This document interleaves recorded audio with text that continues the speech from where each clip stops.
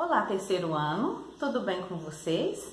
Que bom que você está aqui hoje para mais uma aula. Hoje nós vamos estudar história, isso mesmo, hoje a aula é de história. Vamos conhecer um pouquinho mais sobre o que aconteceu no nosso país há muito tempo atrás.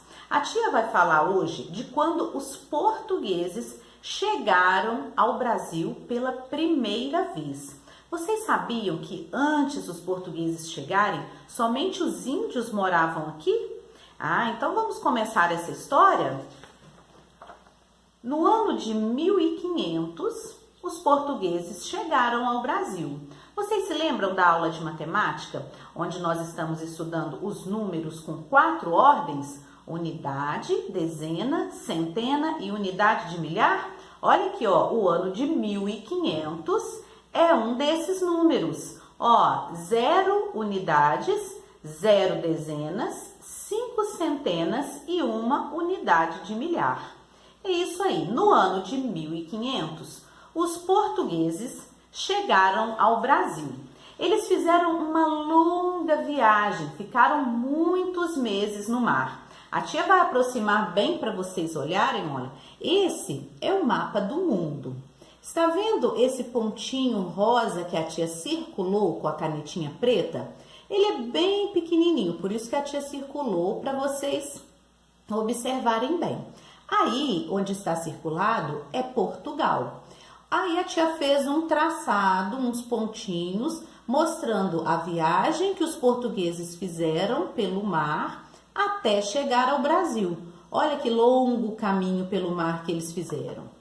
Muito bem. Os portugueses saíram de Portugal e vieram ao Brasil. Quando eles chegaram, foi mais ou menos isso aqui que eles encontraram, olha. Tá vendo aqui ao fundo? Os navios dos portugueses, esses navios grandes eram chamados de caravelas. Então, eles deixaram os navios lá mais atrás e chegaram com esses barcos menores até a praia. E aqui, olha quem eles encontraram que já moravam aqui no Brasil. Os indígenas.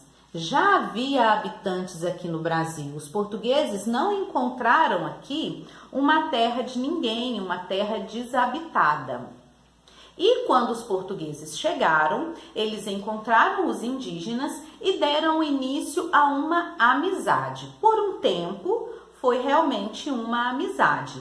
Os indígenas ficaram meio assustados com os portugueses, porque eles nunca tinham visto embarcações tão grandes, eles nunca tinham visto pessoas vestidas de roupas, usando chapéus, calçados nos pés. Isso para eles era muita novidade.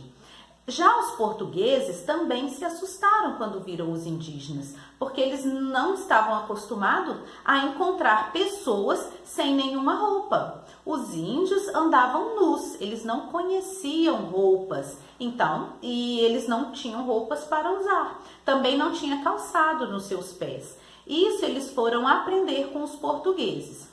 Por um tempo, houve essa troca de experiências, essa troca de conhecimento dos indígenas com os portugueses e dos portugueses com os indígenas.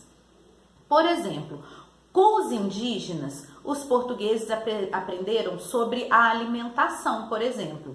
Eles não sabiam retirar da floresta aquilo que podia servir de alimento, que podia ser comido. Então, os indígenas ensinavam isso. Outra coisa, o milho, a forma de usar, de fazer o milho, também foi aprendida com os indígenas. Os portugueses também aprenderam a dormir em redes com os indígenas. Já os indígenas aprenderam com os portugueses o quê? Usar calçados, usar roupas, aprenderam conheceram arma de fogo. Eles não sabiam o que era isso. Eles conheceram o machado, instrumento utilizado para cortar as árvores, facões, espelho. Tudo isso foi apresentado aos indígenas pelos portugueses. Por um tempo, a relação entre portugueses e indígenas ficou assim na base da amizade. Porém, passaram-se mais um tempo, os portugueses descobriram que aqui no Brasil tinha essa árvore. Essa árvore, ela leva o nome de pau-brasil e daí que vem o nome do nosso país. Essa árvore, ela tinha em grande quantidade aqui no Brasil. E o que acontece? Essa árvore, a casca dela era bem vermelha. Olha só, olha essa imagem. Está vendo aqui ao centro? Que é bem vermelhinho, parece uma brasa quando está lá pegando fogo, lá no fogão de lenha, ou na fogueira, na churrasqueira, está vendo? Por isso eles deram o nome de pau-brasil. Essa parte vermelha da árvore, ela servia, eles descobriram que ela ia ser útil, ia servir para tingir os tecidos que os portugueses faziam roupas. Então, o que eles faziam? Eles retiravam o pau-brasil daqui, colocavam nos navios e mandavam lá para Portugal. E assim eles foram fazendo. A princípio, os indígenas ajudaram nesse trabalho. Só que os portugueses queriam escravizar os indígenas, queriam que eles fizessem todo o trabalho pesado. E o indígena não aceitou essa situação. E o que Portugal fez então? Ele começou a trazer escravos lá da África. Ele comprava pessoas, escravas lá no continente, na África, e traziam para o Brasil para fazer o trabalho pesado. Então, eles iniciaram assim o período de escravização dos negros africanos aqui no Brasil. Mais tarde, eles começaram a dominar as terras no Brasil, a implantar vilas em alguns lugares para mostrar, para garantir que esse território do Brasil seria pertencente a Portugal. Eles queriam dessa maneira, implantando essas vilas, mostrar para qualquer outra pessoa que chegasse ao Brasil e também quisesse fazer a colonização do país, que aqui já tinha dono. Eles queriam mostrar que os portugueses eram os donos do nosso território.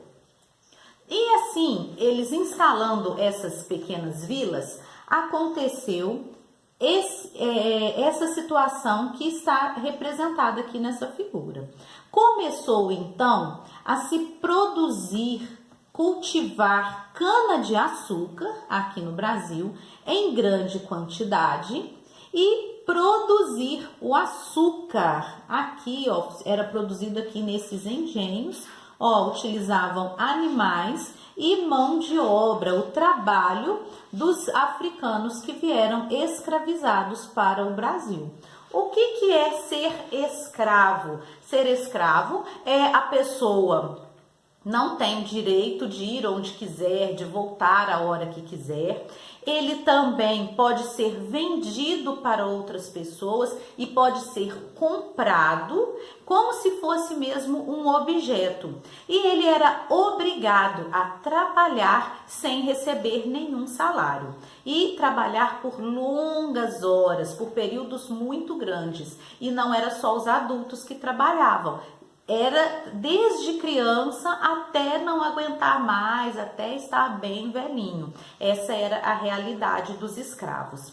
Então, depois que se instalaram os primeiros engenhos aqui no Brasil e começaram a cultivar a cana-de-açúcar, esse açúcar que era produzido através da cana-de-açúcar, ele era enviado lá para Portugal, para ser vendido em outros países daquela região e gerar lucro para os portugueses. O tempo todo eles queriam ter lucro, ganhar dinheiro com tudo que eles podiam produzir e explorar aqui do Brasil. No nosso estado, Minas Gerais, também aconteceu esse processo de implantação de vilas e colonização. Aqui no nosso estado, eles encontraram uma riqueza diferente do que eles tinham encontrado em outros lugares do Brasil. Aqui, em Minas Gerais, o que foi explorado foi o minério. Aqui, o que predominou foi a mineração. O que é isso? É retirar da terra as riquezas que tem ali. no nosso estado, quais eram as riquezas que tinham em maior quantidade, que tinham em abundância? Eram o ouro e as pedras preciosas. E havia tanto ouro e tanta pedra preciosa que, olha só, essa imagem são de 2 altares de igrejas aqui em Minas Gerais. Não sei se vocês estão percebendo na imagem, mas esses altares, eles são totalmente construídos em ouro. Olha como essa primeira imagem aqui, ó, como que mostra melhor, como que está brilhante. Isso tudo aqui é ouro, de tão grande quantidade que tinha de ouro no Brasil, ou melhor, em Minas Gerais. Algumas cidades se destacaram por ter grande quantidade de ouro. Por exemplo, a cidade de Ouro Preto, Mariana, Sabará, Tiradentes. São todas cidades, elas são pertinho uma da outra, são cidades vizinhas e se destacaram por ter grande quantidade de ouro e de pedras preciosas. Agora, vocês sabiam que Ubá também passou por esse processo de ser uma vila pequena, um povoado, e depois foi crescendo até se tornar uma cidade?